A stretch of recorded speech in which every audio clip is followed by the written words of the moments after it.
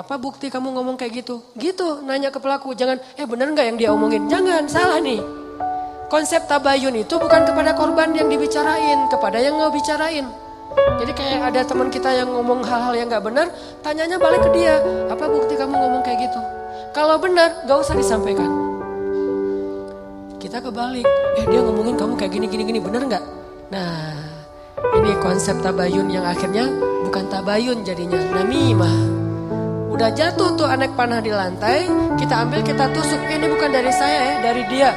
Dia terus ketusuk, makasih ya kamu udah nyampain anak panah ini ke saya. Dia emang gak bener nih orangnya. Padahal yang nusuk bukan dia loh, orang ini nih. Kan kita kadang-kadang kayak jadi akrab gitu dengan orang yang sering ngebukain sebuah masalah ke kita kan. Walaupun bikin kita bete, kita anggap dia kayak setia banget, berpihak banget sama kita, empati banget. Enggak, ini salah. Nggak kayak gini caranya. Harusnya kita bilang, kalau kamu tahu itu gak nyaman buat saya, jangan disampaikan. Gitu harusnya. Tapi dia ngomongin kamu, biarin aja dia ngomongin. Yang penting kan saya gak dengar, sehingga saya gak sakit hati ke dia. Mudah-mudahan Allah maafin dia, kan selesai. Justru gara-gara kamu sampaikan ke saya jadi sakit hati ke dia. Allah gak maafin dia, Allah gak maafin saya nih. Putus silaturahim kita berdua. Kamu nih pelakunya nih. Kok jadi saya sih? Ya kamu. Rame perang segitunya. Kan ini yang terjadi kan selama ini. Lebih realistis menurut saya daripada namimah yang memang niatnya jelek. Buat saya sih, saya husnuzon sama kita semuanya. Gak ada lah niat kita jelek pengen memfitnah orang, gak. Tapi seringnya kita terjebak tanpa kita sadari. Justru karena kejujuran kita, karena keakraban kita dengan teman kita, jadi kita ngebuka hal yang dia gak perlu dengar. Itu sering banget kayak gitu. Saya juga kadang kayak gitu, misalnya ada yang bicara apa tentang saya nggak suka tuh dia bicarain istri saya gini misalnya depan temennya ngasih tahu ke saya. Terus saya kan jadi sakit hati sama orang itu. Saya juga ngasih tahu ke istri saya lebih sakit hati lagi sama dia. Ini salah, dia salah, saya salah. Harusnya saya diem aja. Papa udah tahu kan masalah ini, kenapa nggak kasih tahu ke mama? Karena papa berharap mama nggak tahu. Tapi daripada mama tahu dari orang lain, ya berarti orang itu yang salah, bukan papa. Kenapa dia ngasih tahu ke mama? Kan gitu kan? Jangan sampai ya Pak, mama tahu dari orang lain. Jadi kalau ada yang kayak gini-gini harus papa yang ngomong ke mama. Enggak, itu salah konsepnya. Enggak boleh kita menyampaikan sebuah informasi walaupun benar, apalagi belum tentu benar. Walaupun benar kepada orang yang kalau dia dengar dia akan sakit hati atau sedih, enggak boleh. Diamin aja. Kalau ada hal yang enggak benar, kita yang mengklarifikasi. Enggak kayak gitu. Saya kenal dia gitu. Jangan biarkan dia tahu masalah ini. Kalau terlanjur tahu, berarti ada orang yang gak tahu konsep namimah level 2. Namimah level 1 memang gak ada niat baik. Namimah level 2 justru karena niat baik. Kan saya pernah bilang, ternyata banyak hadis palsu itu mulai munculnya lewat siapa?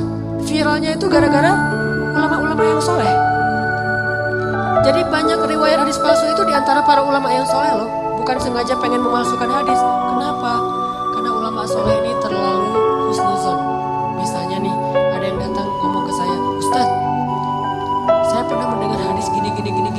Saya sebagai Ustadz, oh gitu? Ya, saya nggak pernah curiga kalau dia itu nggak jujur, atau kalau dia itu dengarnya nggak utuh, sehingga saya meriwayatkan lagi. Orang dengarnya dari saya juga nggak curiga kalau saya akan main-main dengan hadis kan, sehingga tersebarlah hadis palsu.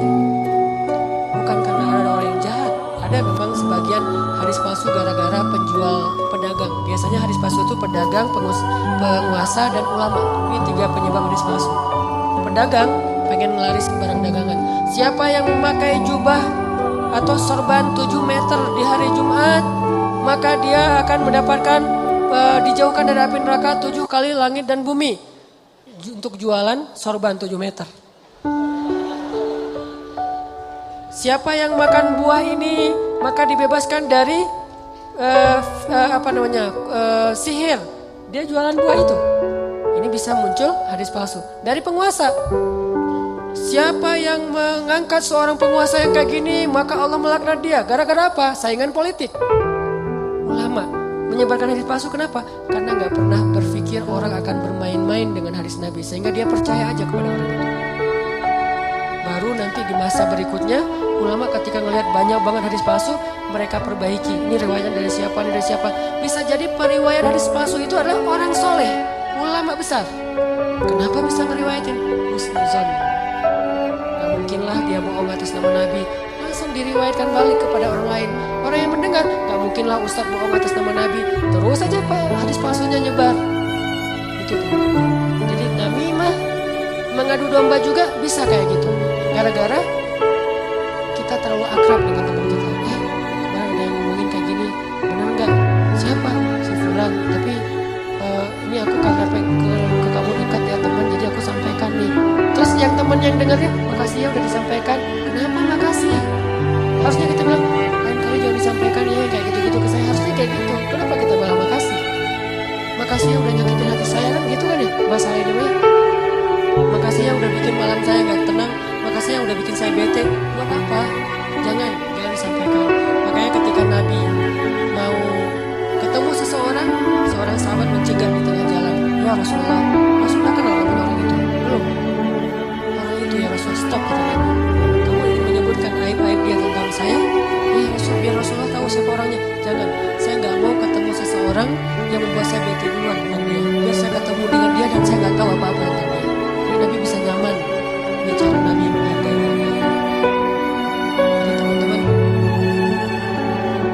kalau kita ke orang jaga perasaannya, kalau orang ke kita berlapang dada, husnuzon, maafin, lupain, gak usah dibahas, gak usah diperpanjang.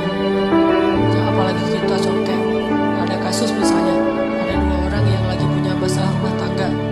Kita kayak sebagai temennya atau fansnya atau followersnya, kita kayak pengen nunjukin sikap membela gitu. Salah satunya kita bela, akhirnya kita bikin akun khusus untuk pembela si A, yang B juga pembela si B. Akhirnya kita rame gitu. Sebetulnya kita lagi mengadu domba 2 orang suami istri ini loh. Harusnya kita kalau nggak bisa mendamaikan, diem. Biar mereka menyelesaikan masalah mereka atau selesai dengan sendirinya karena tidak ada yang respon. Makin direspon makin rame nih. Itu kan terjadi. Jangan-jangan nauzubillah nih teman-teman, ada peran kita di dalam perceraian 2 orang yang mungkin terjadi, atau 3 orang atau 4 orang atau sekian banyak orang cerai gara-gara kita nih. Kenapa gara-gara saya Ustaz? Gara-gara kita ngebelain dia. Makin dia mantap untuk menceraikan pasangannya. Benar juga ya kata kamu, berarti saya harus menceraikan istri saya. Enggak, saya nggak nyuruh cerai ya, tapi dia emang kayak gitu orangnya. Dan sering kayak gitu. Ke teman kita juga kayak gitu, ke kantor, di kuliah, di persahabatan. Ini namimah teman-teman. La yadkhulul jannah an-namam. Gak masuk surga orang yang menyebarkan permusuhan atau mengadu domba.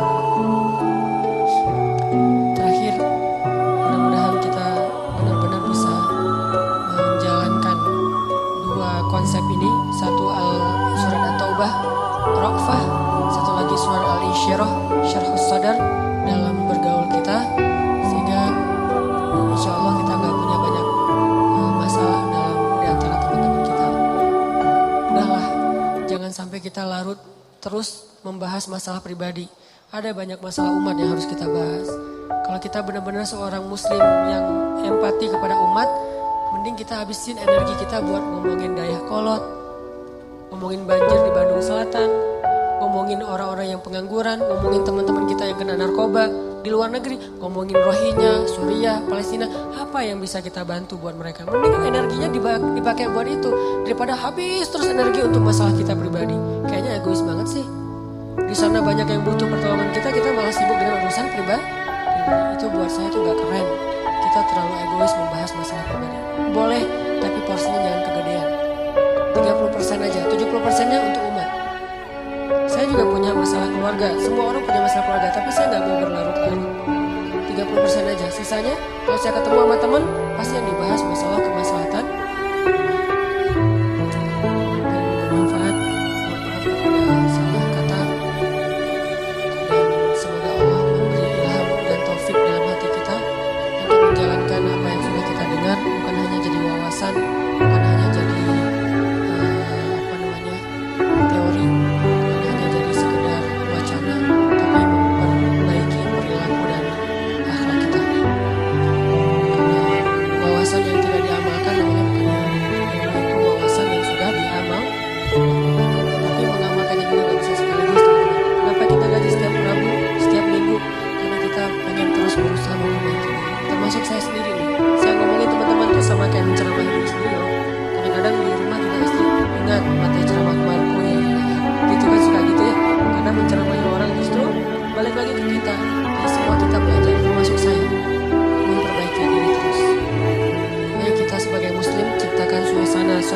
yang lebih bijak, sosmed yang lebih elegan, sosmed yang lebih kreatif, produktif, bukan sosmed tempat kita mengumpat, mencela, haters.